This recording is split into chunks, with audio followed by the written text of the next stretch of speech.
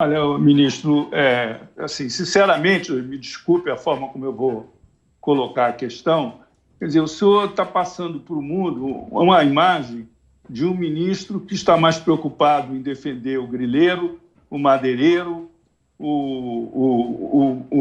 garimpeiro, e que não defende nem a floresta nem os índios. Essa é a imagem que está disseminada no mundo.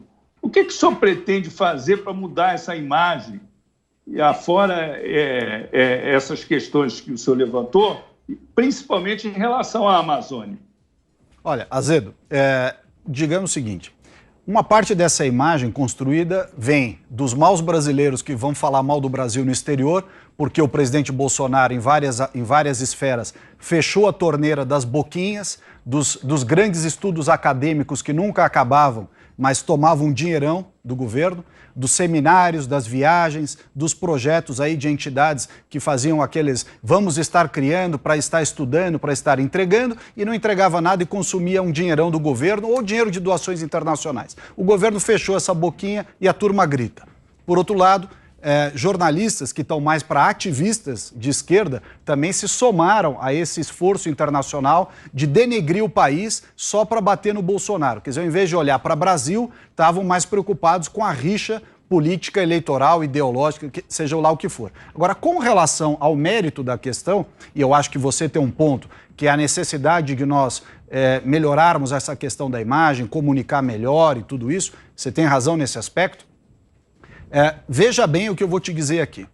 Outros ministros de meio ambiente, tidos como exemplo, né, alguns deles até na lista da rachadinha ali da Assembleia Legislativa do Rio de Janeiro, foram aqueles que não olharam para as pessoas, foram receber prêmios no mundo inteiro e deixaram a população brasileira da Amazônia para trás. 25 milhões de brasileiros que vivem na região mais rica do país em termos de recursos naturais, com o pior índice de desenvolvimento humano. Então, quando eles viajavam para o exterior para receber prêmio, para dar palestra em francês e universidade, o brasileiro aqui da Amazônia estava se dando mal.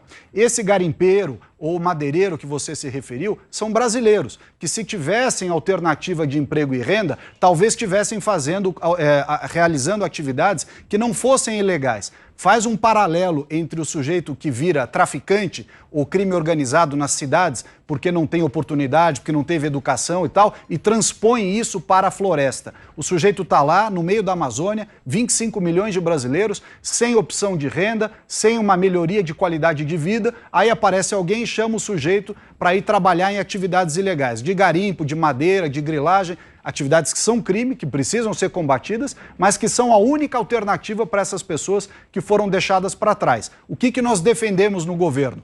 Que essas atividades que são feitas há 20 anos, que já estavam acontecendo na Amazônia há 20 anos, quando todos esses ex-ministros do meio ambiente foram ministros também.